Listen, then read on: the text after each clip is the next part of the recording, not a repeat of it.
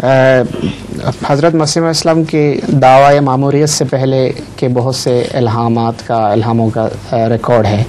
रसूल करीम सल्लल्लाहु अलैहि वसल्लम के ऐसे इल्हाम का कोई रिकॉर्ड है कि नहीं, ये सवाल। रिकॉर्ड बाकायदा तो नहीं, लेकिन रिवायतों से पता चलता है कि हज़रत सल्लल्लाहु अलैहि वसल्लम को दावा मामूरियत से पहले भी इल्हाम होते थे और कसरत से सच्ची खबरें भी आया करती थी। वो जो जेंटलमैन का लतीफ़ा है वो वाक़ियतन यहाँ हुआ है। एक हज़रत खलीफुल मसीह सानी के साथ जो अफसर हिफाजत थे वो बेचारे सादा से थे और ज़्यादा तालीम याफ्ता भी नहीं थे। तो वो उन्होंने सुना हुआ था कि टॉयलेट के ऊपर को जेंटलमैन कहते हैं।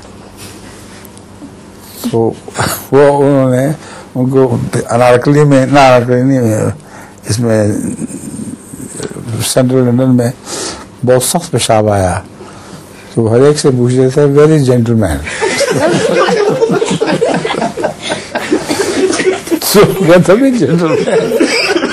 जेंटलमैन इस जेंटलमैन की बात कर रहे हो।